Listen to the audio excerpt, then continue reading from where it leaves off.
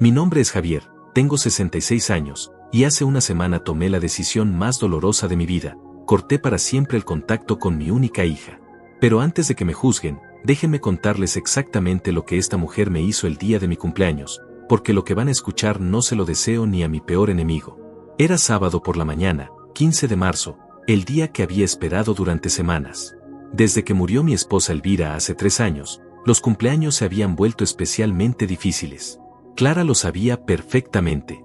Sabía que esos días yo necesitaba sentir que aún tenía familia, que no estaba completamente solo en este mundo. El teléfono sonó a las 8 de la mañana. Era Clara, pero no la Clara alegre de siempre. Esta vez lloraba como si el mundo se le fuera a acabar. Papá, me decía entre sollozos que sonaban tan reales que mi corazón de padre se partía, estoy tan avergonzada que no sé ni cómo decirte esto. ¿Qué pasa, mijita?, le pregunté, ya sintiendo como se me hacía un nudo en el estómago. Alonso perdió el trabajo hace 2 semanas, siguió llorando, y no tenemos ni un peso en la cuenta. Papá, ni siquiera puedo comprarte un regalo de cumpleaños. Soy la peor hija del mundo.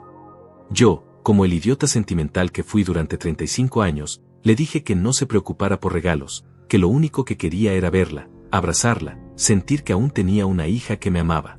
No puedo, papá, siguió con esa voz quebrada que me destrozaba, no tengo ni para poner gasolina al carro. Estamos comiendo frijoles y arroz desde hace días. Alonso está buscando trabajo desesperadamente, pero sabes cómo está la situación. Le ofrecí mandarle dinero para que viniera. No, papá, no quiero ser una carga. Ya bastante mal me siento. Te prometo que el próximo año lo compenso. Te voy a hacer la fiesta más grande que hayas tenido. Colgué el teléfono con el alma hecha a pedazos. Mi esposa Elvira siempre me decía, Javier, esa niña va a ser tu debilidad. Y tenía razón. Clara era lo único que me quedaba en este mundo vacío, y la idea de que estuviera pasando hambre por orgullo me carcomía por dentro. Pasé mi cumpleaños 66 completamente solo en esta casa que ahora se sentía como un mausoleo. Comí un sándwich de jamón que sabía a cartón, mientras miraba las fotos familiares que Elvira había organizado con tanto amor. En cada imagen, Clara sonreía como la niña feliz que yo creía que había criado. Me fui a dormir temprano, sintiéndome como el padre más fracasado del mundo. Esa misma noche, cerca de las 10, mi vecino Tadeo tocó mi puerta con una cara que jamás le había visto. Tadeo es un hombre de pocas palabras, pero esa noche se veía genuinamente preocupado. Javier, me dijo dudando, necesito mostrarte algo, pero te advierto que no te va a gustar nada. Sacó su teléfono y abrió Instagram. Mi nieta me enseñó a usar esto para ver a mis familiares, me explicó, y por casualidad vi esto. Me enseñó el perfil de mi yerno Alonso, y lo que vi me heló la sangre hasta los huesos.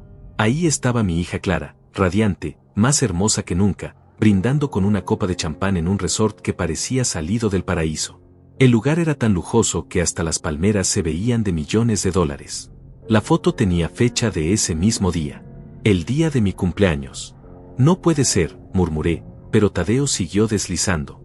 Imagen tras imagen de Clara usando vestidos que costaban más que mi pensión completa, comiendo langosta en restaurantes donde el plato más barato valía $150, riéndose en una piscina infinita que daba al mar Caribe. Alonso había puesto como descripción, celebrando la vida en el paraíso con mi reina. 4 días de puro lujo en Playa del Carmen. La vida es bella cuando sabes vivirla. 4 días que incluían exactamente mi cumpleaños. 4 días que costaban más dinero del que yo veía en 6 meses. Me temblaron las manos tanto que Tadeo tuvo que sostener el teléfono. En ese momento sentí algo que jamás había experimentado, la traición absoluta de la persona que más amaba en el mundo. 3 días después, Clara apareció en mi puerta como si nada hubiera pasado, con esa sonrisa que ahora reconocía como completamente falsa.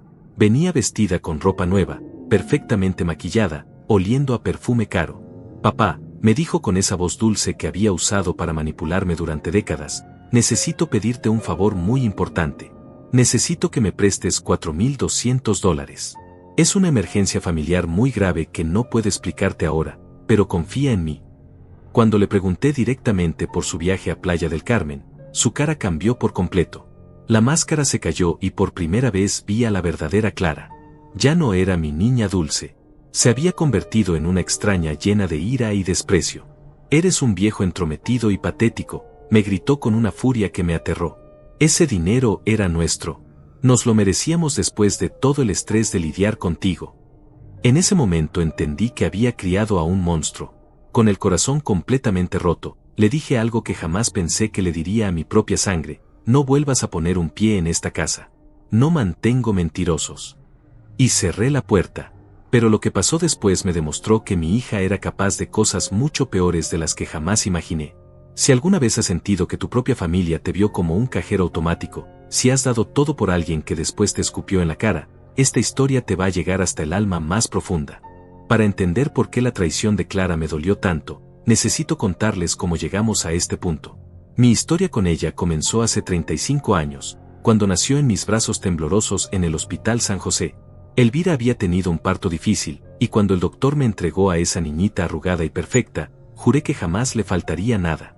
Yo venía de una familia humilde. Mi padre, que en paz descanse, trabajaba 12 horas diarias en una fábrica de textiles para mantenernos a mi hermano y a mí. Nunca tuvimos lujos, pero tampoco nos faltó comida en la mesa. Mi madre cosía ropa ajena hasta altas horas para comprarnos zapatos nuevos para la escuela. Ellos me enseñaron que el trabajo duro y la honestidad eran los únicos valores que realmente importaban en la vida. Cuando conocí a Elvira, ella trabajaba de secretaria en una oficina del centro. Era la mujer más hermosa y más buena que había visto en mi vida. Nos casamos después de 3 años de noviazgo, en una ceremonia sencilla pero llena de amor. Yo ya tenía mi taller mecánico, un negocio pequeño pero próspero que había construido con mis propias manos y mucho sudor. Elvira y yo soñábamos con tener una familia grande, pero después de varios años intentando, los doctores nos dijeron que sería muy difícil. Casi habíamos perdido la esperanza cuando, a los 31 años, Elvira quedó embarazada de Clara. Fue un milagro que celebramos como si hubiéramos ganado la lotería. Desde el primer día, Clara fue nuestra princesa absoluta. Como era hija única y había tardado tanto en llegar, Elvira y yo la consentimos de maneras que ahora reconozco fueron errores terribles. Si Clara quería un juguete, yo trabajaba horas extra para comprárselo. Si quería ir a una escuela privada cara, yo vendía herramientas para pagar la colegiatura. Si sus amigas tenían algo que ella no tenía, movíamos cielo y tierra para conseguírselo. Elvira siempre me advertía: Javier, la estamos malcriando. Esta niña necesita aprender el valor del esfuerzo. Pero yo no podía evitarlo. Cada vez que veía esos ojitos verdes que había heredado de su madre, se me derretía el corazón. Quería darle todo lo que yo no había tenido de niño. Clara creció siendo la más popular de su clase, siempre tenía la ropa más bonita, los útiles más caros, las fiestas de cumpleaños más espectaculares del barrio. Sus amigas la envidiaban, y ella se acostumbró a ser el centro de atención. En la preparatoria, le compré su primer carro, un Honda Civic nuevecito que me costó 6 meses de ganancias del taller. Cuando llegó el momento de la universidad, Clara quería estudiar en una privada carísima porque ahí estudiaban las hijas de familias importantes.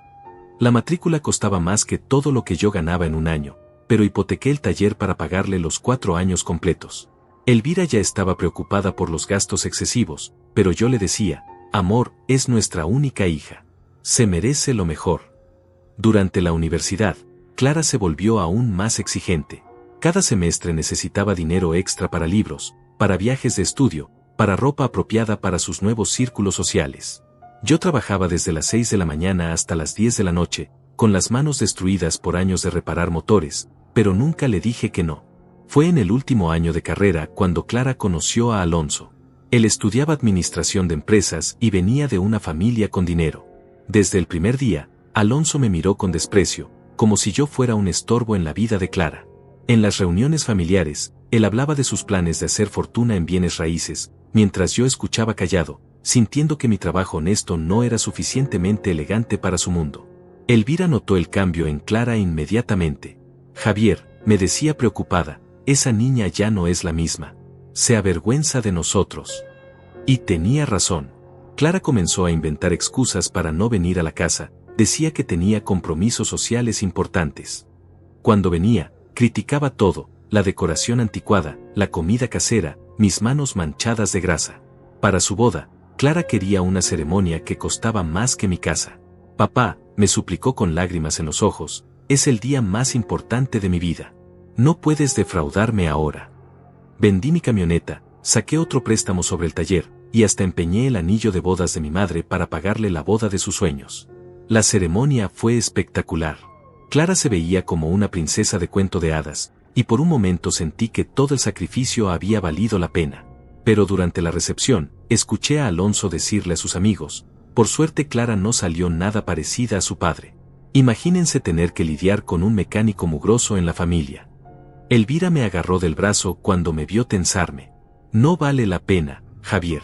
Hoy es el día de nuestra hija. Pero algo se rompió dentro de mí esa noche. Por primera vez, me di cuenta de que había criado a una hija que se avergonzaba de mí. Después de la boda, las visitas de Clara se volvieron aún más raras. Solo aparecía cuando necesitaba dinero, para el enganche de su casa, para cambiar el carro, para sus vacaciones anuales.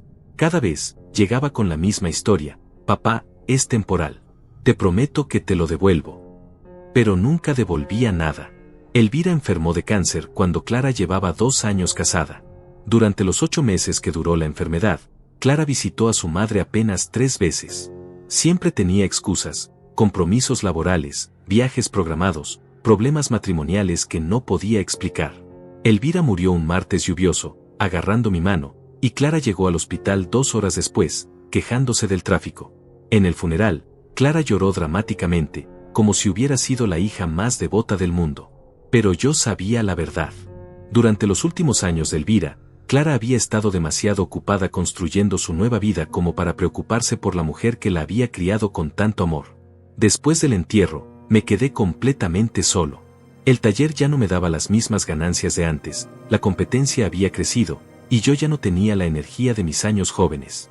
Pero Clara seguía llegando cada mes con sus manos extendidas, esperando que el viejo tonto de su padre siguiera manteniendo su estilo de vida. Durante 3 años, seguí siendo su cajero automático personal. Le daba dinero para todo, desde reparaciones del carro hasta sus caprichos de decoración. Cada vez que dudaba, ella sabía exactamente qué decir: papá, eres lo único que tengo. Mamá ya no está, y tú eres mi única familia. Por eso su traición en mi cumpleaños me dolió como una puñalada directo al corazón. No era solo el dinero, ni siquiera la mentira. Era darme cuenta de que había pasado 35 años construyendo una relación unidireccional con una hija que me veía como un recurso, no como un padre. Ahora entiendo que Elvira tenía razón desde el principio. Al darle todo sin pedirle nada a cambio, había criado a un monstruo de egoísmo y entitlement. Y ese monstruo acababa de mostrarme sus verdaderos colores. Los primeros signos de que algo estaba terriblemente mal comenzaron aproximadamente 1 año después de la muerte de Elvira. Al principio fueron cosas pequeñas, tan sutiles que pensé que era mi imaginación de viejo solitario. Pero con el tiempo, esas señales se convirtieron en una avalancha de desprecios que me dejaron claro que ya no era bienvenido en la vida de mi propia hija. Todo comenzó con las llamadas telefónicas. Antes, Clara me llamaba al menos 3 veces por semana, aunque fuera solo para pedirme dinero. Pero gradualmente, esas llamadas se espaciaron hasta convertirse en contactos esporádicos y fríos. Cuando yo la llamaba, casi nunca contestaba. Cuando lo hacía, siempre tenía prisa: papá, estoy en una junta importante; papá, tengo visitas; papá, Alonso y yo tenemos planes. La primera vez que realmente me di cuenta de que algo había cambiado fue en el Día del Padre del año pasado. Esperé toda la mañana a una llamada que nunca llegó. A las 3 de la tarde, no pude resistir más y la llamé yo. Clara contestó con una voz distraída, como si hubiera olvidado completamente qué día era. Ah, papá, feliz Día del Padre. Perdón, se me había olvidado por completo. Alonso y yo estamos en casa de sus padres. Su papá cumple años hoy. ¿Puedes creer la coincidencia? La coincidencia. Como si el Día del Padre fuera una fecha que cambiara cada año. ¿Vas a venir a verme?, le pregunté, odiándome por sonar tan necesitado. Ay, papá, ya tenemos planes para todo el día. La familia de Alonso organizó una comida enorme. Pero te prometo que la próxima semana te visito, ¿sí? Esa visita nunca llegó. Y cuando finalmente fue a verme, 2 semanas después, fue solo porque necesitaba que le prestara dinero para reparar el aire acondicionado de su casa. Las cosas empeoraron cuando Clara comenzó a traer a Alonso a mis pocas visitas. Antes, cuando venía sola, al menos fingía interés en mi vida. Preguntaba por el taller, por mis vecinos, por mi salud. Pero con Alonso presente, toda la dinámica cambiaba. Él se sentaba en mi sala como si fuera dueño del lugar, revisando su teléfono mientras Clara y yo hablábamos. Alonso tenía una manera particular de hacerme sentir invisible. Cuando yo contaba alguna anécdota del taller o de mis años jóvenes, él suspiraba audiblemente o comenzaba a teclear en su teléfono. Una vez, mientras les contaba sobre un cliente que había traído un carro clásico muy raro para reparar, Alonso me interrumpió: «Suegro, ¿no cree que ya es hora de considerar retirarse completamente? Digo, a su edad, trabajar con las manos ya no es muy apropiado». Clara no dijo nada para defenderme. De hecho, asintió como si Alonso hubiera dicho algo muy inteligente. «El trabajo manual es honorable», le respondí, sintiéndome obligado a defender toda una vida de esfuerzo. «Claro, claro», dijo Alonso con esa sonrisa condescendiente que había perfeccionado, «pero Clara y yo estamos preocupados por usted. Vivir solo a su edad, trabajando todavía, no es sostenible». Después de esa conversación, comencé a notar que Clara siempre traía a Alonso cuando venía a pedirme dinero. Era como si él fuera su respaldo moral, su justificación para seguir usando a su viejo padre como banco personal. La gota que derramó el vaso antes del incidente del cumpleaños ocurrió durante las fiestas navideñas del año pasado. Clara me invitó a cenar en Nochebuena, y yo me emocioné tanto que compré regalos caros para ambos y llevé el postre favorito de Clara, el que Elvira le hacía cuando era niña. Llegué puntual a las 7 de la noche, vestido con mi mejor traje y cargando una bolsa llena de regalos. Pero cuando toqué la puerta, Clara abrió con una cara de pánico que jamás había visto. «Papá, ¿qué haces aquí?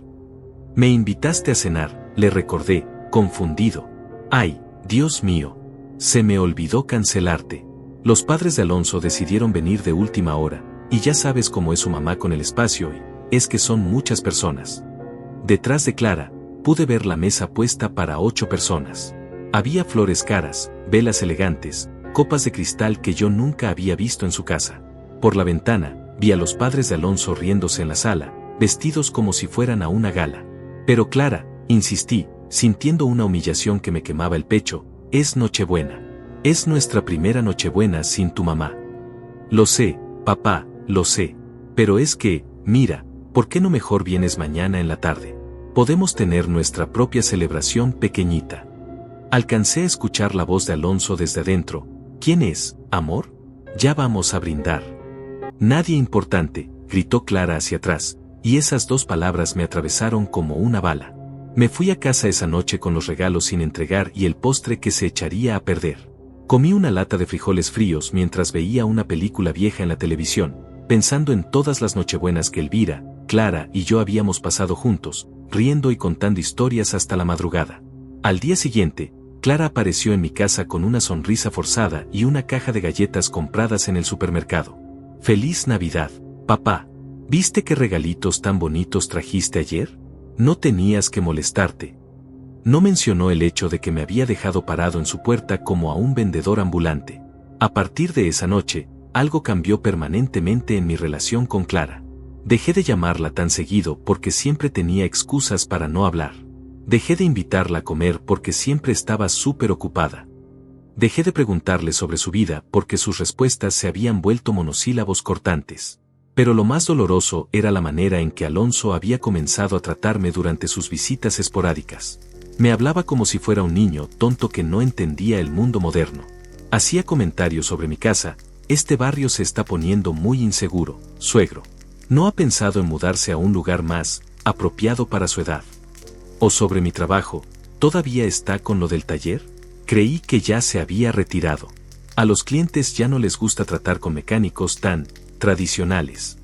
Cada palabra estaba calculada para hacerme sentir viejo, obsoleto, irrelevante. Y Clara nunca lo contradecía. De hecho, a veces agregaba sus propios comentarios: «Alonso tiene razón, papá. Deberías considerar vender el taller y mudarte a un lugar más pequeño. Así tendrías menos preocupaciones». Lo que realmente me partía el corazón era darme cuenta de que mi hija había adoptado completamente la perspectiva de su marido. Ya no me veía como su padre, sino como un estorbo que había que manejar con la menor cantidad de esfuerzo posible. Los meses antes de mi cumpleaños, las visitas se volvieron puramente transaccionales. Clara aparecía solo cuando necesitaba dinero, siempre con historias elaboradas sobre emergencias financieras. Y cuando yo dudaba o hacía preguntas, Alonso intervenía con su tono autoritario: «Suegro, Clara no tendría que pedirle dinero si usted hubiera sido más previsor con su jubilación. Es lo mínimo que puede hacer por su hija después de todos estos años». Después de todos estos años.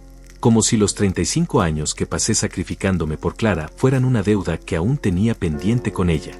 La última vez que los vi antes del incidente del cumpleaños, vinieron a pedirme dinero para invertir en un negocio que les cambiaría la vida. Necesitaban $8,000 como inversión inicial. Cuando les dije que no tenía esa cantidad disponible, Alonso se molestó visiblemente. ¿Cómo que no tiene? ¿Qué hace con todo el dinero del taller?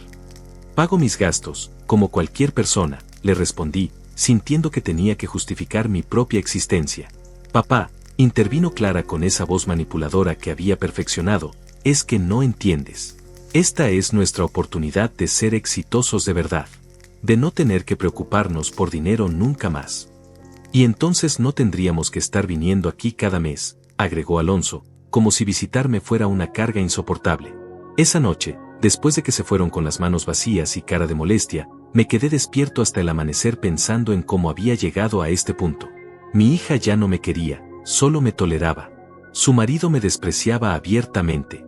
Y yo había permitido que esto sucediera porque tenía demasiado miedo de quedarme completamente solo. Pero nada de esto me había preparado para lo que estaba por venir. La humillación de mi cumpleaños iba a demostrarme que Clara y Alonso eran capaces de una crueldad que jamás imaginé posible. El día de mi cumpleaños comenzó como cualquier otro día solitario desde la muerte de Elvira. Me desperté a las 6 de la mañana, como siempre, pero esta vez con una pequeña chispa de esperanza en el pecho. A pesar de todo lo que había pasado entre Clara y yo, una parte estúpida de mi corazón todavía creía que este día sería diferente, que mi hija recordaría que era mi cumpleaños y haríamos las paces. Me duché, me afeité con especial cuidado, y me puse la camisa azul que Elvira me había regalado años atrás. Para ocasiones especiales, me había dicho con esa sonrisa que iluminaba toda la casa. Preparé café extra fuerte y esperé junto al teléfono como un adolescente esperando la llamada de su primer amor. A las 8 de la mañana sonó el teléfono, y mi corazón dio un salto de alegría. Clara nunca se levantaba tan temprano los fines de semana, así que esto tenía que significar que había recordado mi cumpleaños y quería ser la primera en felicitarme. Papá, escuché su voz al otro lado de la línea, pero inmediatamente supe que algo estaba mal. Sonaba quebrada, desesperada, como si hubiera estado llorando toda la noche. Mijita, ¿qué pasa?, le pregunté, olvidándome instantáneamente de mi cumpleaños. Los instintos de padre nunca desaparecen, sin importar cuánto te haya lastimado tu hijo. Papá, estoy tan avergonzada que no sé ni cómo decirte esto, sollozó.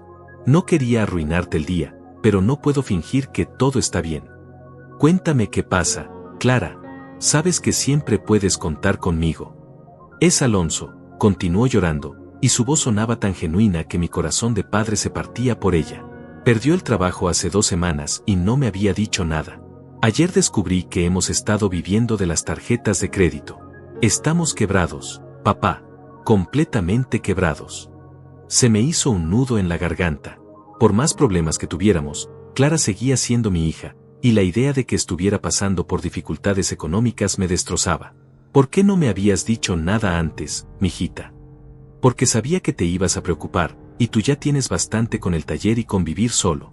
Además, Alonso me prometió que conseguiría algo rápido, pero ya van 2 semanas y nada. ¿Y qué puedo hacer para ayudarlos?, pregunté, ya mentalmente calculando cuánto dinero tenía disponible en mi cuenta de ahorros. No, papá, no te llamé para pedirte dinero, dijo Clara, y por un momento pensé que finalmente había madurado. Te llamé porque hoy es tu cumpleaños y ni siquiera puedo comprarte un regalo. Soy la peor hija del mundo. Ahí estaba. Mi hija sí había recordado mi cumpleaños, y el hecho de que no pudiera celebrarlo conmigo la tenía devastada. Me sentí como el peor padre del mundo por haber dudado de ella. Clara, mi amor, lo único que quiero es verte. No necesito regalos. Ven a casa y comemos juntos, como en los viejos tiempos. No puedo, papá, lloró aún más fuerte. No tengo ni para poner gasolina al carro. Llevamos 3 días comiendo solo frijoles y arroz. Estoy tan avergonzada que no quiero que me veas así. Mijita, te voy a mandar dinero ahora mismo para que vengas. Vamos a resolver esto juntos. No, papá, por favor. No quiero ser una carga más en tu vida. Ya bastante tienes con tus propios gastos. Te prometo que cuando Alonso consiga trabajo, te voy a hacer la fiesta de cumpleaños más grande que hayas tenido en tu vida. Traté de convencerla durante 20 minutos más, pero Clara se mantuvo firme. No quería mi dinero, no quería ser una carga, y definitivamente no quería que la viera en su estado deplorable. Terminó la llamada prometiéndome que las cosas se arreglarían pronto y que me amaba más que a nada en el mundo. Colgué el teléfono sintiéndome como el padre más inútil del planeta. Mi hija estaba pasando hambre por orgullo, y yo no podía hacer nada para ayudarla. Me quedé sentado en mi cocina vacía, mirando la taza de café que se enfriaba, pensando en lo injusta que podía ser la vida. Decidí no abrir el taller ese día. Era mi cumpleaños, mi hija estaba sufriendo, y lo último que quería era fingir normalidad mientras reparaba carros. Me quedé en casa, viendo televisión sin prestar atención, comiendo un sándwich de jamón que sabía a cartón. A las 3 de la tarde, traté de llamar a Clara para ver cómo estaba, pero su teléfono estaba apagado. Seguramente se les cortó el servicio por falta de pago, pensé, sintiéndome aún peor por ella. La tarde se convirtió en noche, y yo me hundí en una depresión que no había sentido desde los primeros meses después de la muerte de Elvira. Esta era mi primera celebración de cumpleaños completamente solo, sin mi esposa, sin mi hija, sin nadie que me recordara que había llegado a este mundo hace 66 años. Me fui a dormir temprano, agotado emocionalmente por un día que había comenzado con esperanza y terminaba con una soledad aplastante. Fue cerca de las 10 de la noche cuando tocaron a mi puerta. Era Tadeo, mi vecino, con una expresión que jamás le había visto. Tadeo es un hombre de pocas palabras, exmilitar, que nunca se mete en problemas ajenos. Verlo en mi puerta a esa hora me alarmó inmediatamente. Javier, me dijo con voz seria, necesito mostrarte algo. No me gusta meterme donde no me llaman, pero esto tienes que verlo. ¿Qué pasa, Tadeo? ¿Está todo bien? Mi nieta Raquel vino a visitarme esta tarde. Ella es muy activa en las redes sociales, siempre está mostrándome fotos de sus amigos y familiares. Por casualidad, me enseñó el Instagram de alguien que conoce, y, bueno, reconocí a tu yerno. Sacó su teléfono celular, un modelo moderno que su nieta le había enseñado a usar. Con dedos temblorosos, abrió una aplicación que yo ni siquiera sabía que existía. Esto lo publicó hace unas horas, me dijo, entregándome el teléfono. Lo que vi en esa pantalla me heló la sangre hasta los huesos. Era una foto de Clara y Alonso en lo que obviamente era un resort de lujo. Clara estaba radiante, más hermosa que nunca, usando un vestido blanco que parecía sacado de una revista de moda. Tenía una copa de champán en la mano y sonreía de una manera que no había visto en años. A su lado, Alonso lucía un traje casual pero obviamente caro, con lentes de sol que costaban más que mi salario mensual. El fondo era paradisíaco, una piscina infinita que daba directamente al mar Caribe, palmeras perfectamente cuidadas, y una vista que solo podía pertenecer a un hotel 5 estrellas. La descripción de la foto decía, celebrando la vida en el paraíso con mi reina. 4 días de puro lujo en Playa del Carmen. La vida es bella cuando sabes vivirla. Almohadilla vive la vida, almohadilla Playa del Carmen, almohadilla paraíso. Miré la fecha de la publicación. Era de ese mismo día. El día de mi cumpleaños. No puede ser, murmuré, pero Tadeo deslizó la pantalla para mostrarme más fotos. Imagen tras imagen de Clara y Alonso disfrutando de lujos que yo no había visto ni en sueños. Clara comiendo langosta en un restaurante frente al mar. Alonso brindando con una botella de vino que probablemente costaba más que mi renta mensual. Los dos relajándose en una suite que parecía sacada de un palacio. En una de las fotos, Clara tenía puestos unos aretes de diamantes que jamás había visto antes. En otra, estaba usando un reloj que se veía tan caro que probablemente valía más que mi camioneta. ¿Cuándo subió estas fotos?, le pregunté a Tadeo con voz temblorosa. Durante todo el día. Mi nieta me dijo que ha estado publicando fotos del viaje desde el miércoles.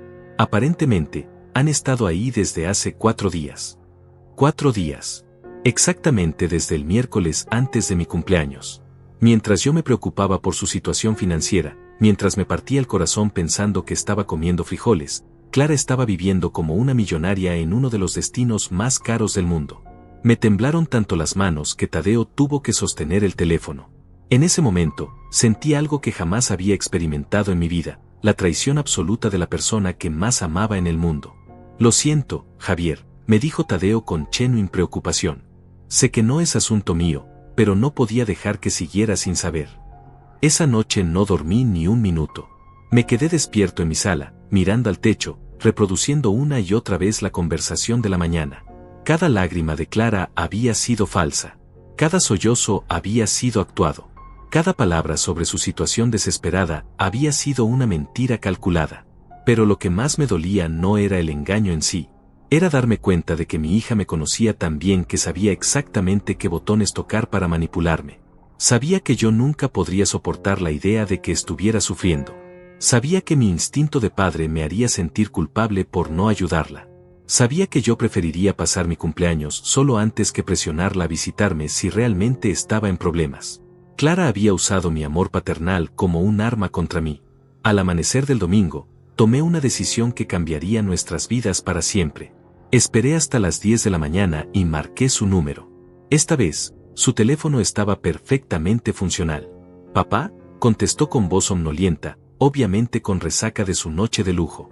«Clara», le dije con una calma que me sorprendió a mí mismo, «necesitamos hablar». Clara llegó a mi casa el martes por la tarde, 3 días después de que había descubierto sus fotos en Playa del Carmen.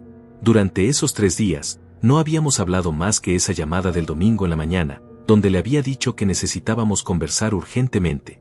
Ella había tratado de posponer la reunión, inventando excusas sobre compromisos laborales y citas médicas, pero yo había sido firme por primera vez en años.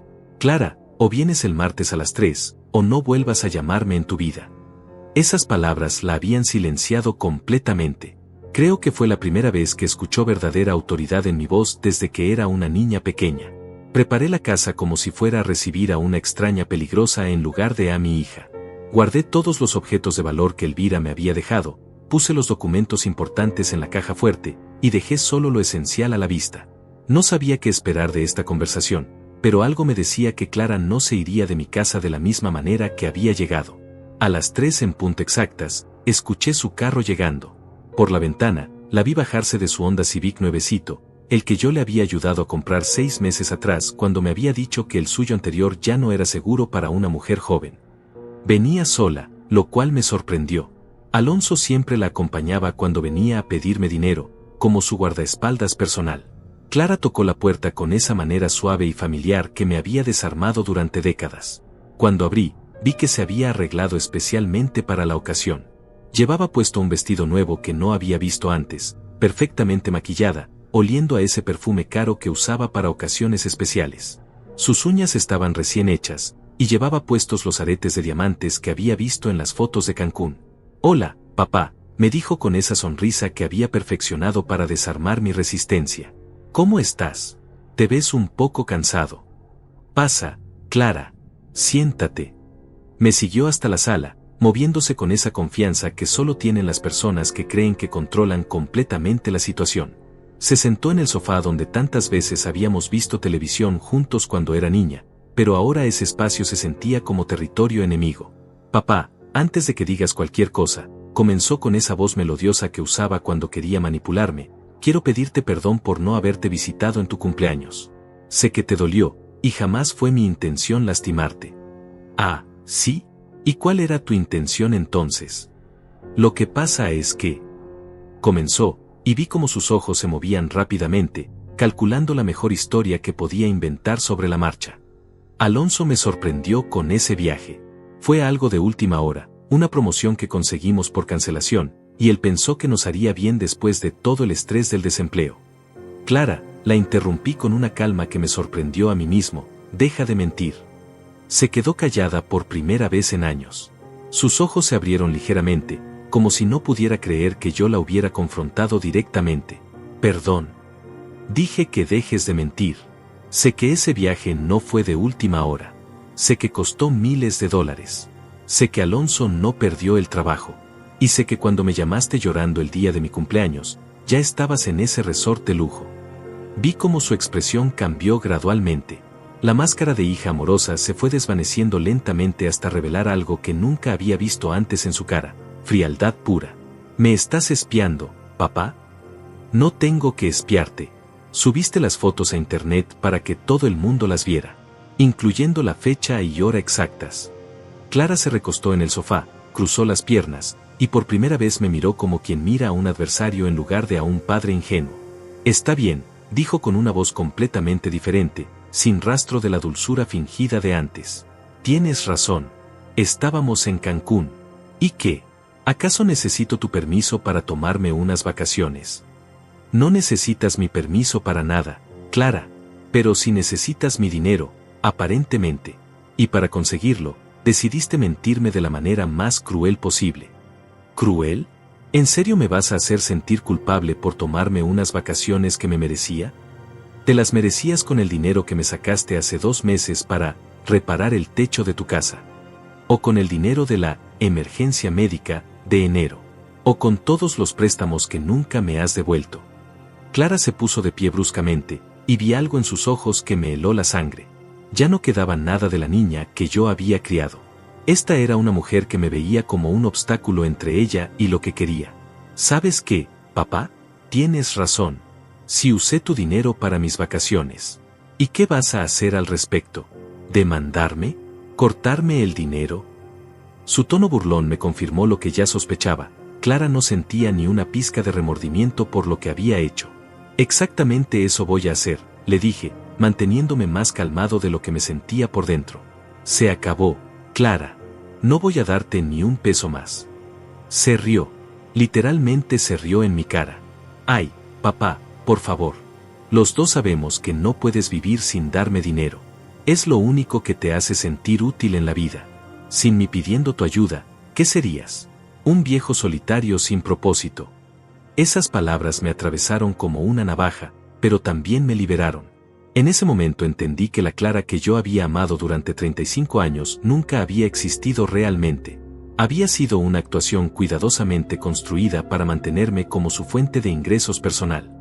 Tienes razón en algo, le dije levantándome del sofá. He sido un tonto durante demasiado tiempo. Pero eso se acabó hoy.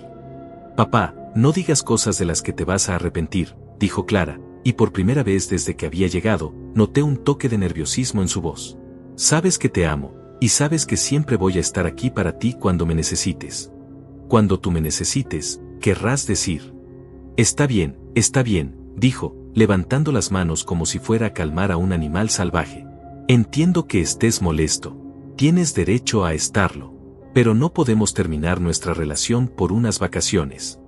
No estoy terminando nuestra relación por unas vacaciones, Clara. La estoy terminando porque me mentiste de la manera más despiadada posible, usando mi amor de padre como un arma contra mí. ¿Terminar nuestra relación? Papá, estás siendo dramático. Mira, te propongo algo. Te devuelvo el dinero de las últimas veces que me ayudaste, hacemos borrón y cuenta nueva, y... No quiero tu dinero, Clara. Quiero que te vayas de mi casa y no vuelvas. ¿En serio? ¿En serio? Clara se quedó parada en medio de mi sala durante lo que parecieron horas, pero probablemente fueron solo unos segundos. Vi cómo procesaba mentalmente la situación, calculando si podía recuperar el control de alguna manera. ¿Sabes qué?, dijo finalmente, con una sonrisa que me dio escalofríos. Esto no va a durar. En una semana vas a estar llamándome, suplicándome que vuelva. Porque sin mí, no eres nada más que un viejo patético que vive en el pasado. Puede ser, le respondí, pero prefiero ser un viejo patético con dignidad que un tonto que mantiene a una hija que lo desprecia. Clara caminó hacia la puerta, pero se detuvo antes de salir. Una última cosa, papá. Necesito que me prestes $4,200. Es para una inversión que Alonso y yo queremos hacer. Te prometo que esta vez sí te los devuelvo. No podía creer la audacia. Después de todo lo que había pasado en los últimos 30 minutos, después de haberme insultado y humillado, todavía tenía el descaro de pedirme dinero. Vete de mi casa, Clara. Es en serio, papá. Esta inversión nos va a cambiar la vida. Podremos ser independientes y no necesitar tu ayuda nunca más. Dije que te vayas. $4,200, papá. Es la última vez que te pido algo. En ese momento, algo se rompió definitivamente dentro de mí. Caminé hacia la puerta, la abrí completamente, y le dije las palabras que jamás pensé que le diría a mi única hija. Clara, sal de mi casa ahora mismo. No vuelvas a llamarme, no vuelvas a escribirme, no vuelvas a poner un pie en esta propiedad. Se acabó. Para siempre. ¿En serio vas a arruinar nuestra relación por $4,200?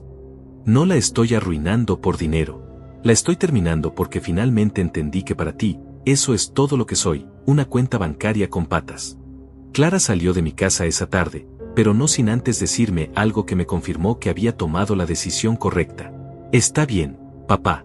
Pero cuando estés solo en esta casa, muriendo sin que nadie se dé cuenta, acuérdate de que tuviste una hija que te quería, y tú la echaste por ser orgulloso.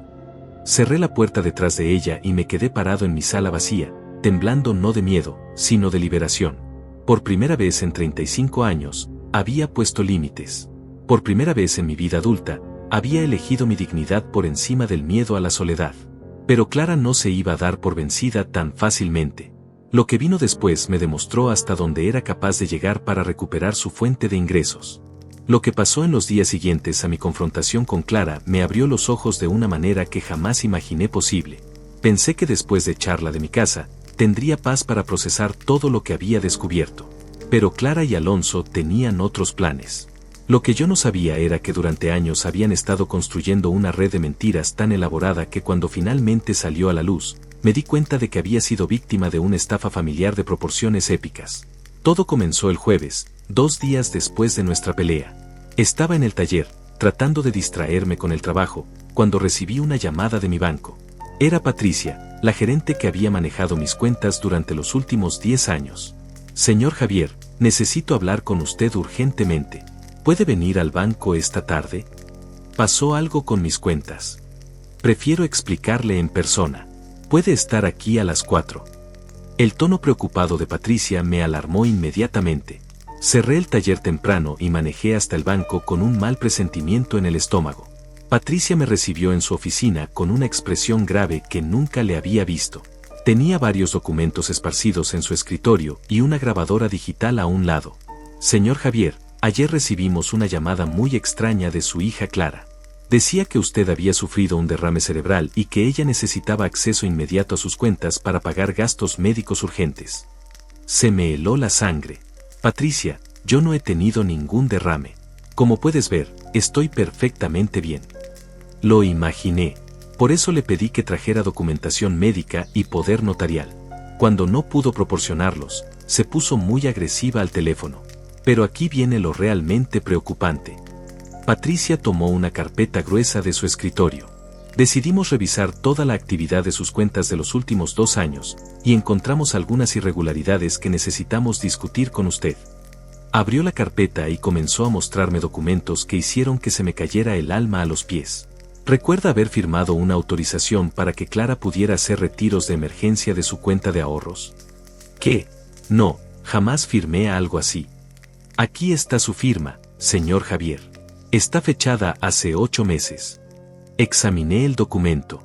Efectivamente, parecía mi firma, pero yo no recordaba haber firmado nada remotamente parecido. Patricia, yo jamás di autorización para que Clara tocara mis cuentas. Eso pensé. Mire, aquí tenemos un registro de todos los retiros que se han hecho con esta autorización. Me pasó una hoja que me hizo sentir como si me hubieran golpeado en el estómago. En 8 meses, Clara había retirado $23,400 de mi cuenta de ahorros. Pequeñas cantidades de $500 a $800 cada 2 o 3 semanas, siempre usando la autorización falsa. ¿Cómo es posible que nadie me notificara de estos retiros? Aquí está el problema, dijo Patricia, mostrándome otro documento. Según nuestros registros, usted cambió su dirección de correspondencia hace 8 meses. Todos los estados de cuenta se han estado enviando a la dirección de Clara. Yo jamás cambié mi dirección. Tenemos la solicitud aquí, con su firma. Otra firma que parecía mía pero que yo no recordaba haber hecho. Señor Javier, creo que ha sido víctima de fraude familiar. Esto es más común de lo que piensa, especialmente con hijos adultos que tienen acceso a información personal de sus padres. Me quedé en silencio por varios minutos, procesando la magnitud de lo que acababa de descubrir. Clara no solo me había estado mintiendo sobre sus necesidades de dinero, había estado robándome directamente de mi cuenta de ahorros durante meses. ¿Hay más?, pregunté, aunque ya sabía que la respuesta sería sí. Me temo que sí. También encontramos que alguien intentó obtener información sobre su cuenta de pensión la semana pasada. La persona que llamó se identificó como usted, pero el número de teléfono desde donde llamaron está registrado a nombre de Alonso Martínez. Alonso. Mi yerno también estaba involucrado en esto. Patricia, necesito saber todo. No me ocultes nada. Durante la siguiente hora, Patricia me mostró una operación de fraude que había estado funcionando bajo mis narices durante casi un año. Clara y Alonso habían falsificado mi firma en múltiples documentos, habían cambiado mi información de contacto con varios bancos e instituciones, y habían estado monitoreando todas mis cuentas. Pero la gota que derramó el vaso fue cuando Patricia me mostró una aplicación de préstamo que habían enviado a nombre mío. Esta aplicación es para un préstamo personal de $15,000, usando su casa como garantía. La enviaron hace 3 semanas. ¿Y qué pasó con esa aplicación? La rechazamos porque cuando llamamos para verificar, el número de teléfono que dieron no coincidía con el que tenemos en nuestros registros originales. Además, la persona que contestó sonaba mucho más joven que usted. Si esa aplicación hubiera sido aprobada, Clara y Alonso habrían tenido acceso a $15,000 más, y yo habría estado en riesgo de perder mi casa si no podía pagar. Patricia, ¿qué puedo hacer? Primero, vamos a cancelar inmediatamente todas las autorizaciones falsas. Segundo, voy a darle copias de todos estos documentos para que pueda presentar cargos por fraude. Y tercero, vamos a poner alertas de seguridad en todas sus cuentas. Salí del banco esa tarde sintiéndome como si hubiera sido atropellado por un camión. Durante el camino a casa, mi teléfono sonó constantemente. Era Clara, llamando una y otra vez. Finalmente contesté. Papá, acabo de hablar con el banco y me dijeron que cancelaste mi autorización para emergencias. ¿Qué pasa? ¿Mi autorización? Clara, ¿de qué estás hablando? La autorización que me diste para casos de emergencia hace unos meses. ¿No te acuerdas? Dijiste que si algo te pasaba, yo podría ayudar con los gastos. Clara, yo jamás te di ninguna autorización. Y ahora sé que has estado robándome dinero durante meses. Hubo un silencio largo al otro lado de la línea. Papá, estás confundido. Nunca te he robado nada. Todo lo que he tomado ha sido con tu permiso. ¿Con mi permiso? ¿Cuándo te di permiso para tomar $23,400 de mi cuenta de ahorros? Esos no fueron robos, papá. Eran préstamos de emergencia. Iba a devolverte todo cuando Alonso y yo estuviéramos mejor económicamente. ¿Y cuándo ibas a decirme que habías tomado ese dinero? No quería preocuparte. Sabía que te ibas a estresar innecesariamente. La audacia de Clara era increíble. Incluso confrontada con evidencia clara de fraude, seguía tratando de manipular la situación para hacerme sentir como si yo fuera el que estaba equivocado. Clara, falsificaste mi firma. Cambiaste mi dirección de correspondencia sin mi conocimiento. Trataste de obtener un préstamo usando mi casa como garantía. Eso no son préstamos de emergencia. Eso es fraude. ¿Fraude? ¿En serio me vas a acusar de fraude? Soy tu hija, papá. Todo lo que hice fue para protegerte y asegurarme de que tuvieras ayuda disponible si la necesitabas. ¿Para protegerme? Clara, por favor. Está bien, dijo con esa voz fría que ahora reconocía como su tono real. Si quieres jugar a ser la víctima, adelante. Pero recuerda que todo lo que tomé fue una fracción de lo que me debes por todos los años que cuidé de ti después de que murió mamá. ¿Qué cuidaste de mí?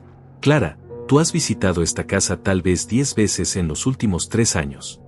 No es solo sobre visitas, papá. Es sobre la carga emocional de tener que preocuparme por un padre viejo que vive solo. ¿Sabes el estrés que eso me causa? En ese momento me di cuenta de que Clara vivía en una realidad completamente diferente a la mía. En su mente, ella era la víctima de tener un padre que representaba una carga emocional.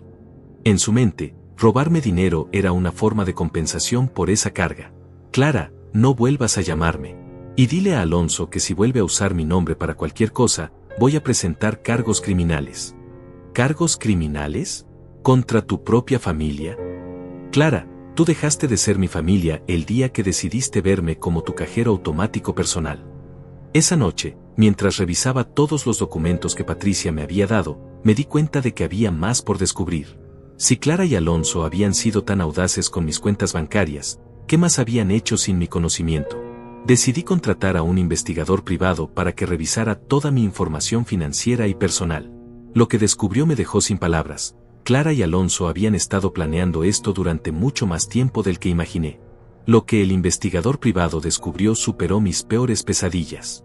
Ulises Montenegro, un ex policía que ahora se dedicaba a casos de fraude familiar, vino a mi casa el lunes siguiente con una carpeta llena de evidencias que me mostraron la verdadera dimensión de la traición de Clara y Alonso.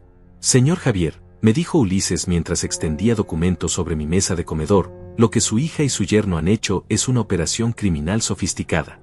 Esto no fueron decisiones impulsivas. Esto fue planeado durante años. Me mostró registros telefónicos que demostraban que Clara había llamado a múltiples instituciones financieras haciéndose pasar por mi secretaria personal. Había obtenido información sobre mi pensión, mis seguros de vida, y hasta había intentado cambiar beneficiarios en pólizas que yo ni recordaba que existían. Aquí están las grabaciones de algunas de esas llamadas, me dijo Ulises, poniendo una grabadora digital sobre la mesa. Su compañía de seguros fue lo suficientemente inteligente como para grabar cuando alguien intenta hacer cambios mayores. Presionó play, y escuché la voz de Clara, clara como el día, hablando con un representante de seguros. Hola, habla Clara Hernández, secretaria personal del señor Javier Morales. Él me pidió que llamara para actualizar la información de beneficiarios en su póliza de vida. Quiere cambiar el beneficiario principal de su esposa fallecida a su hija, Clara Morales de Martínez. Mi sangre se heló. Elvira había sido la beneficiaria de mi seguro de vida desde que nos casamos, y después de su muerte, nunca había pensado en cambiar esa información. Pero Clara estaba tratando de hacerlo sin mi conocimiento. ¿Logró hacer el cambio?, le pregunté a Ulises. No, gracias a Dios. La compañía de seguros requiere firma notarizada en persona para cambios de beneficiarios. Pero lo intentó 3 veces durante los últimos 6 meses. Ulises siguió mostrándome evidencias. Clara había solicitado copias de mi testamento en múltiples ocasiones, había investigado el valor de mi casa con agentes inmobiliarios, y había hasta contactado a un abogado para preguntar sobre opciones legales para adultos mayores que ya no pueden manejar sus finanzas. Señor Javier, esto es lo más preocupante, me dijo Ulises, mostrándome un documento que me hizo temblar. Su yerno ha estado investigando casas de retiro en la zona. Específicamente, ha pedido información sobre el costo de cuidado a largo plazo y qué documentación se necesita para internar a alguien. ¿Internarme? ¿En un asilo? Aparentemente, esa era parte del plan a largo plazo. Tengo aquí correos electrónicos entre Clara y Alonso donde discuten la mejor manera de manejar la situación del viejo. Las fechas de estos correos son de hace 4 meses. Ulises abrió su laptop y me mostró capturas de pantalla de emails que habían obtenido a través de métodos legales pero que me partieron el corazón.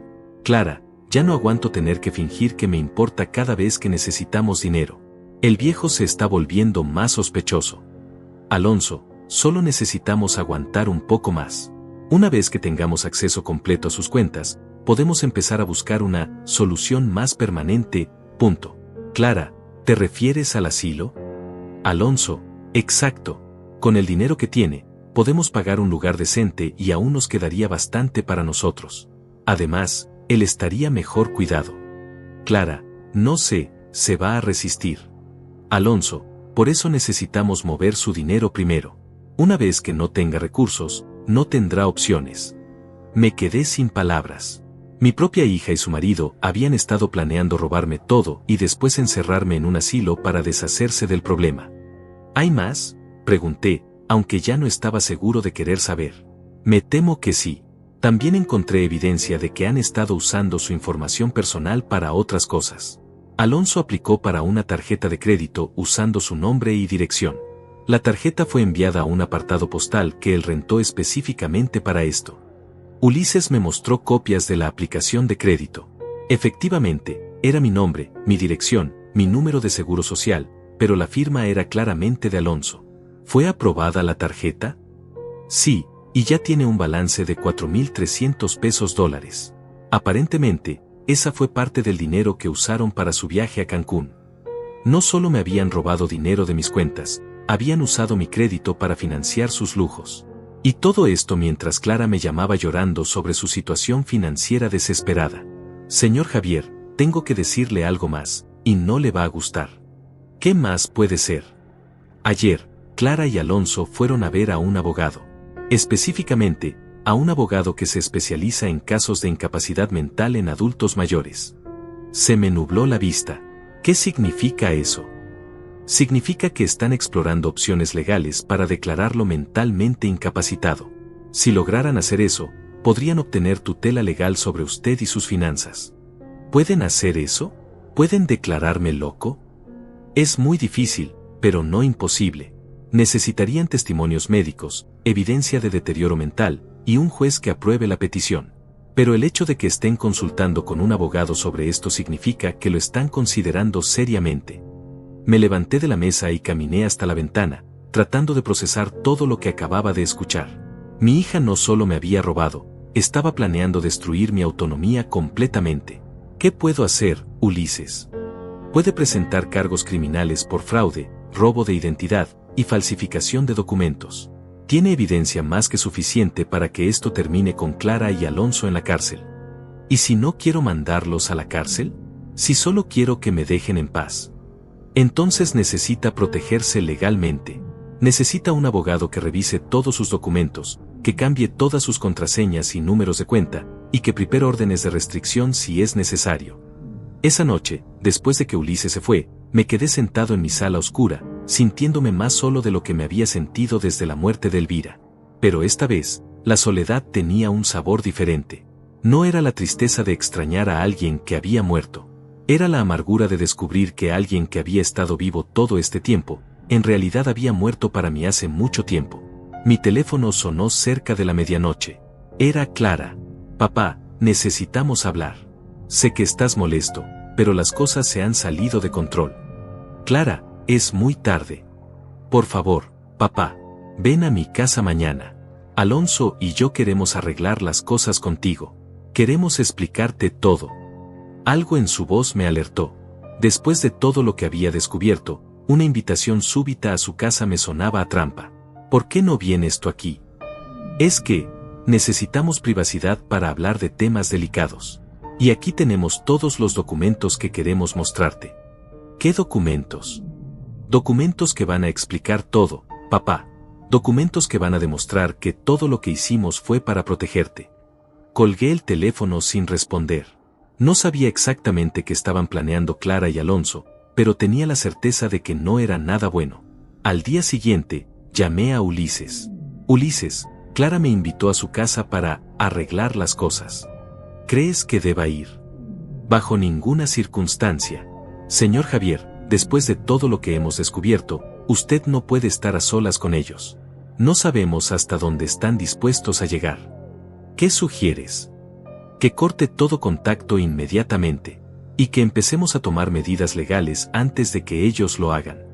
Esa tarde, mientras caminaba por mi casa vacía, encontré una caja de cartas que Elvira había guardado durante años. Eran cartas que yo le había escrito cuando éramos novios, cartas llenas de esperanza y planes para el futuro. En una de ellas, le prometía que siempre protegería a nuestra familia. Me senté en el suelo de mi recámara, leyendo esas cartas, y por primera vez desde que todo esto había comenzado, lloré.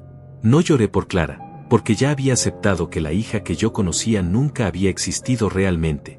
Lloré por Elvira, porque sabía que esto le habría roto el corazón. Pero también lloré por mí mismo, por todos los años que había desperdiciado manteniendo a una hija que me veía como un enemigo a vencer en lugar de un padre que amar. Cuando terminé de llorar, tomé una decisión que cambiaría el resto de mi vida.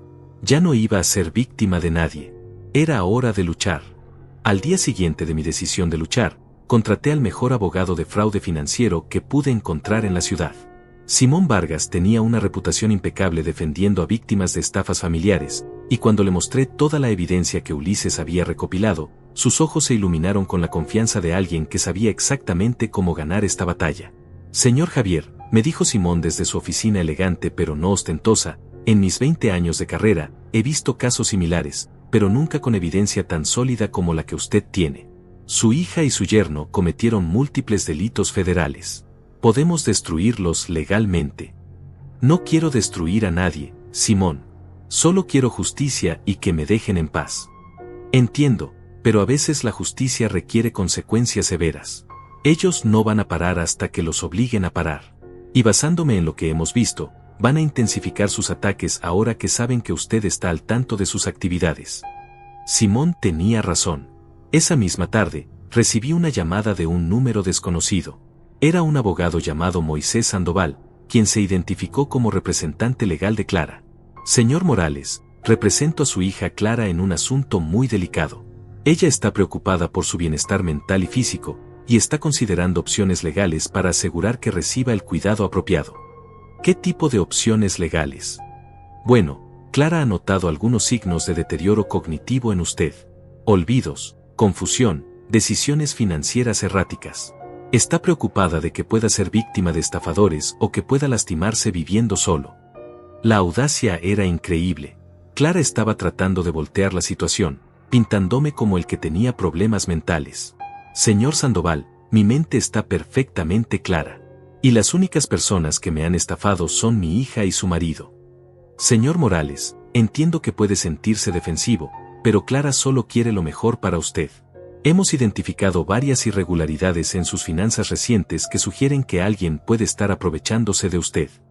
¿Se refiere a las irregularidades causadas por su cliente? Me refiero a retiros extraños, cambios de información bancaria sin explicación clara, y decisiones financieras que no parecen estar en su mejor interés. Era como vivir en un mundo al revés. Clara había causado todas esas irregularidades y ahora las estaba usando como evidencia de que yo necesitaba supervisión legal. Señor Sandoval, le voy a decir esto una sola vez. Si su cliente continúa acosándome o tratando de interferir con mis finanzas o mi vida personal, presentaré cargos criminales contra ella y contra su marido. Tengo evidencia de múltiples delitos federales. Señor Morales, no necesita ponerse agresivo. Clara solo quiere ayudar. Colgué el teléfono y llamé inmediatamente a Simón. Están tratando de declararte incompetente mentalmente, me confirmó Simón después de que le conté sobre la llamada. Es una táctica común cuando los estafadores se sienten acorralados. Tratan de voltear la situación y presentarse como los protectores. ¿Pueden lograr algo con esa estrategia? No si nosotros atacamos primero. Mañana vamos a presentar cargos criminales contra ambos. También vamos a solicitar órdenes de restricción y vamos a poner alertas en todas sus cuentas e información personal. Al día siguiente, Simón y yo fuimos juntos a la oficina del fiscal del distrito. El fiscal asignado, un hombre joven pero experimentado llamado Elías Contreras, revisó nuestra evidencia durante 2 horas. Esto es un caso sólido, nos dijo finalmente. Fraude bancario, robo de identidad, falsificación de documentos, uso no autorizado de información personal. Tenemos cargos suficientes para enviarlos a prisión por varios años. ¿Cuál es el siguiente paso?, pregunté. Vamos a emitir órdenes de arresto. Y vamos a congelar todas las cuentas bancarias que puedan estar conectadas a los fondos robados. Esa tarde, mientras esperaba noticias del fiscal, recibí una visita inesperada. Era Tadeo, mi vecino, acompañado de su nieta Raquel y 2 personas más que no reconocí. Javier, me dijo Tadeo con una expresión seria, necesitamos hablar contigo. Raquel descubrió algo más sobre tu hija y su marido. Raquel, una joven inteligente de unos 25 años, había estado investigando por su cuenta las redes sociales de Clara y Alonso. Lo que había encontrado me dejó sin palabras. Señor Javier, me dijo Raquel mostrándome su laptop, Clara y Alonso han estado haciendo esto con más gente. No es usted el único. En la pantalla vi un grupo privado de Facebook llamado Estrategias Financieras Familiares, donde Clara y Alonso compartían consejos con otras personas sobre cómo obtener dinero de familiares mayores. Mire estos posts, me dijo Raquel, leyendo directamente de la pantalla. Clara escribió, la clave es hacerlos sentir culpables por no ayudar. Los padres mayores siempre van a priorizar a sus hijos, especialmente si creen que sus hijos están en problemas reales. Otro post de Alonso decía, las emergencias médicas falsas funcionan mejor que las emergencias financieras. Nadie va a cuestionar gastos médicos urgentes. Había decenas de posts similares, todos dando consejos sobre cómo manipular emocionalmente a familiares mayores para obtener dinero. Clara y Alonso no solo me habían estafado a mí, habían creado un sistema para enseñarle a otros cómo hacer lo mismo. ¿Hay más víctimas?, pregunté. Al menos 5 que hemos podido identificar, respondió uno de los acompañantes de Raquel, que se presentó como periodista investigativo. Familias donde hijos adultos han usado estas mismas técnicas contra sus padres. Su caso es el más extremo que hemos documentado. El periodista, que se llamaba Rafael, me explicó que había estado investigando fraudes familiares para un artículo, y el caso de Clara y Alonso había aparecido en su radar por la magnitud y sofisticación de la operación. Señor Javier, con su permiso, me gustaría incluir su historia en mi artículo. Obviamente, podemos cambiar nombres si usted prefiere mantener privacidad, pero creo que es importante que la gente sepa cómo opera este tipo de estafa. Esa noche, después de que todos se fueron, me senté en mi cocina con una taza de café, reflexionando sobre todo lo que había descubierto. Clara y Alonso no eran solo ladrones oportunistas. Eran criminales organizados que habían hecho de la estafa familiar un negocio. Al día siguiente recibí una llamada de Elías, el fiscal. Señor Morales, tengo buenas noticias. Arrestamos a Clara y Alonso esta mañana. Los cargos incluyen fraude bancario, robo de identidad, falsificación de documentos y conspiración para cometer fraude. También encontramos evidencia adicional en su casa que conecta su caso con otros similares. ¿Qué tipo de evidencia? Documentos de al menos 6 familias diferentes, información personal robada y registros detallados de todas sus estafas. Aparentemente, llevaban registros meticulosos de todo el dinero que habían obtenido ilegalmente. ¿Cuánto dinero? Basándose en los registros que encontramos, han estafado más de 150,000 pesos a diferentes víctimas en los últimos 2 años. Su caso representa aproximadamente 30,000 pesos de esa cantidad. No podía creer que Clara y Alonso hubieran robado tanto dinero a tantas familias. Pero me sentí aliviado de saber que ya no podrían lastimar a nadie más. ¿Qué pasa ahora? Ahora van a juicio. Con toda la evidencia que tenemos, es muy probable que sean condenados a varios años de prisión. También tendrán que devolver todo el dinero robado, aunque eso puede tomar tiempo. 2 días después, Clara me llamó desde la cárcel. Papá, me dijo con una voz que nunca había escuchado antes. Por primera vez en años, sonaba genuinamente asustada. Necesito tu ayuda. Necesito que retires los cargos. Clara, yo no presenté los cargos. Los presentó el Estado basándose en evidencia de múltiples crímenes. Pero tú puedes hablar con el fiscal. Puedes decirle que todo fue un malentendido familiar. ¿Un malentendido? Clara, tú y Alonso robaron más de 150,000 pesos a múltiples familias. Eso no es un malentendido. Papá, por favor. Si vamos a prisión, nuestras vidas se van a arruinar para siempre. Clara, sus vidas se arruinaron el día que decidieron convertirse en criminales. Soy tu hija, papá.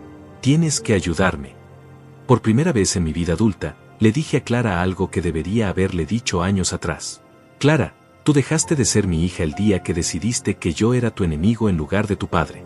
Y ahora vas a enfrentar las consecuencias de tus decisiones como la adulta que eres. Colgué el teléfono y, por primera vez en meses, me sentí en paz.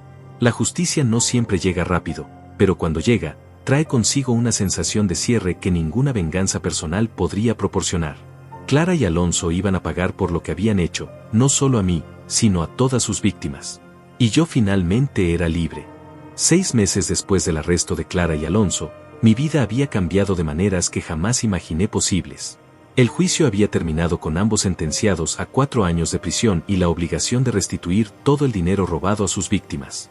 Pero más importante que la justicia legal fue la justicia emocional que finalmente encontré dentro de mí mismo. El primer cambio real llegó una semana después del juicio, cuando decidí hacer algo que había estado posponiendo durante 3 años, renovar completamente la casa que había compartido con Elvira. No porque quisiera borrar los recuerdos, sino porque quería honrar nuestra vida juntos creando un espacio que reflejara tanto nuestro pasado como mi futuro. Contraté a un joven carpintero del barrio, Nicolás, que había perdido a su padre el año anterior y entendía lo que significaba reconstruir una vida después de una pérdida profunda. Juntos transformamos la casa en algo hermoso pero funcional, lleno de luz y espacios abiertos donde antes había habido rincones oscuros llenos de tristeza. Señor Javier, me dijo Nicolás mientras instalábamos estantes nuevos en lo que antes era el cuarto de costura de Elvira, mi papá siempre me decía que una casa no es solo un lugar donde vives, sino un lugar donde decides quién quieres ser. Esas palabras se quedaron conmigo. Durante años, había vivido en una casa llena de recuerdos del pasado y miedo sobre el futuro. Pero ahora estaba creando un hogar donde podía ser simplemente Javier, no el padre fracasado, no el viudo solitario, no la víctima de una estafa familiar, sino un hombre de 66 años que había aprendido que nunca es demasiado tarde para empezar de nuevo. La renovación me tomó 3 meses, y durante ese tiempo, algo hermoso comenzó a suceder. Los vecinos que apenas conocía empezaron a visitarme, ofreciendo ayuda, compartiendo historias, invitándome a eventos familiares. Raquel, la nieta de Tadeo, se convirtió en una especie de hija honoraria, viniendo cada domingo a cocinar conmigo las recetas que su abuela le había enseñado. Usted sabe, me dijo Raquel un domingo mientras preparábamos tamales para toda la cuadra, mi abuelo dice que usted es el hombre más valiente que conoce. ¿Valiente? No me siento valiente, mijita. La mayoría del tiempo me siento como un viejo tonto que tardó demasiado en ver la verdad. Pero ese es exactamente el punto, insistió Raquel. Ser valiente no significa no tener miedo o no cometer errores. Significa enfrentar la verdad cuando duele y hacer lo correcto aunque sea difícil. Un mes después de que terminamos la renovación, recibí una carta inesperada. Era de una mujer llamada Elvira Sandoval, una de las otras víctimas de la estafa de Clara y Alonso. Había obtenido mi información a través del fiscal y quería agradecerme por haber tenido el valor de presentar cargos. Estimado señor Morales, escribía, gracias a su valentía, mi familia recuperó los 18,000 pesos que mi hijo y mi nuera nos habían robado. Pero más importante, gracias a usted entendí que no estaba sola y que no era mi culpa haber sido víctima de las personas en las que más confiaba. Su historia me dio la fuerza para reconstruir mi relación con mis otros hijos y para aprender a vivir sin miedo. Esa carta me hizo llorar, pero fueron lágrimas buenas. Por primera vez desde que todo esto había comenzado, me di cuenta de que mi dolor había servido para algo más grande que yo mismo. Al defender mi dignidad, había ayudado a otras familias a recuperar la suya. Decidí responder a Elvira, y pronto desarrollamos una amistad por correspondencia que me enriqueció de maneras inesperadas. Ella vivía en otro estado, pero compartíamos historias de nuestras vidas, nuestras pérdidas y nuestros procesos de sanación. Era reconfortante saber que alguien más entendía exactamente lo que había vivido. 6 meses después del juicio, mientras organizaba papeles en mi oficina renovada, encontré algo que me detuvo en seco. Era una carta que Elvira, mi esposa, me había escrito años atrás pero que nunca me había dado. Estaba en una caja con instrucciones de abrirla solo si algo le pasaba a ella. Con manos temblorosas, abrí la carta fechada 2 años antes de su muerte. Mi querido Javier, si estás leyendo esto, significa que ya no estoy contigo, y sé que probablemente te sientes perdido y solo. Pero quiero que sepas algo importante, siempre estuve preocupada por cómo Clara te trataba.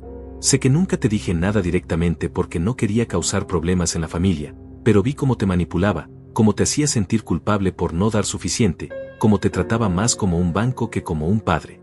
Javier, mi amor, tú eres un hombre bueno y generoso, pero hay una diferencia entre ser generoso y ser usado.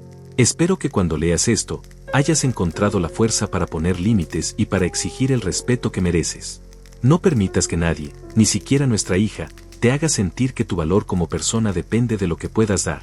Tu valor viene de quien eres, un hombre honesto, trabajador y lleno de amor. Vive tu vida, Javier. Encuentra alegría. Haz amigos. Enamórate otra vez si el corazón te lo permite. Pero sobre todo, recuerda que mereces ser amado por quien eres, no por lo que tienes. Para siempre tuya, Elvira. Lloré durante 1 hora después de leer esa carta. Lloré por todos los años que había pasado sintiéndome culpable por dudar de Clara. Lloré por todas las veces que Elvira había guardado silencio para mantener la paz familiar. Pero también lloré de alivio, porque mi esposa me había dado permiso para vivir de nuevo. Esa noche llamé a Raquel y le leí la carta de Elvira. Señor Javier, me dijo con esa sabiduría que a veces tienen los jóvenes, su esposa le está diciendo que está bien ser feliz otra vez. ¿Va a hacerle caso? 2 semanas después, hice algo que no había hecho en años. Me inscribí en una clase de baile para adultos mayores en el centro comunitario. No porque quisiera encontrar romance, sino porque Elvira siempre había querido aprender a bailar tango y nunca habíamos tenido tiempo. En esa clase conocí a un grupo de personas que, como yo, habían decidido que los 65 años eran un comienzo, no un final. Había viudos, viudas, divorciados, y algunos que simplemente habían decidido probar algo nuevo. Todos teníamos historias de pérdida, pero también teníamos historias de supervivencia. Una de las mujeres de la clase, Lidia, había pasado por una experiencia similar con su hijo. La diferencia, me dijo una tarde mientras practicábamos pasos básicos, es que usted tuvo el valor de decir basta. Yo seguí dándole dinero a mi hijo hasta que me dejó en bancarrota. Ahora vivo con mi hermana porque no me quedó nada. Nunca es demasiado tarde para poner límites, le respondí. Yo tardé 35 años en aprender esa lección. Hoy, 1 año después de que todo comenzó, mi vida es completamente diferente. El taller me sigue dando ingresos modestos pero suficientes. La casa está llena de vida nuevamente, con visitas regulares de amigos reales que me quieren por quien soy, no por lo que puedo darles. He aprendido a cocinar platos que nunca había intentado, he leído libros que había estado posponiendo durante años, y he desarrollado amistades que se basan en respeto mutuo y afecto genuino. ¿Extraño a Clara? Extraño a la hija que pensé que tenía, pero he aceptado que esa hija nunca existió realmente. La Clara real, la que está en prisión pagando por sus crímenes, es una extraña para mí. Y está bien que sea así. Hace 2 meses recibí una carta de Clara desde la prisión. Era una disculpa larga y elaborada, llena de promesas de cambio y súplicas de perdón. Al final, me pedía que la visitara y que considerara darle una oportunidad de explicar todo cuando saliera. Leí la carta una sola vez y después la quemé en la chimenea que Nicolás y yo habíamos reparado durante la renovación. No con ira, sino con aceptación. Clara tendrá que encontrar su propia manera de sanar y cambiar, si es que realmente quiere hacerlo. Pero yo ya no voy a ser parte de ese proceso. Mi responsabilidad como padre terminó el día que Clara decidió verme como su enemigo en lugar de como su familia. Ahora mi responsabilidad es conmigo mismo y con las personas que han elegido formar parte de mi nueva vida. La lección más importante que he aprendido es esta: la familia no siempre es de sangre. A veces la familia verdadera está formada por las personas que eligen amarte sin condiciones, que celebran tus alegrías sin envidia, y que te apoyan en las dificultades sin esperar recompensas. Tengo 67 años ahora, y por primera vez en décadas, estoy emocionado por lo que viene después. No sé si me volveré a enamorar, o si viajaré a lugares que siempre quise conocer, o si simplemente seguiré disfrutando de las tardes de domingo cocinando con Raquel y las noches de baile con mis nuevos amigos. Lo que sí sé es que ya no vivo con miedo. No tengo miedo a la soledad, porque he aprendido la diferencia entre estar solo y estar solitario. No tengo miedo al futuro, porque he aprendido que nunca es demasiado tarde para empezar de nuevo. Y no tengo miedo a decir no, porque he aprendido que mi dignidad vale más que cualquier relación que requiera que la sacrifique. Clara me enseñó que a veces las personas que más amas son las que más pueden lastimarte. Pero la vida me ha enseñado que también existen personas que pueden sanarte de maneras que nunca imaginaste posibles. Y esa, al final, es la lección más importante de todas.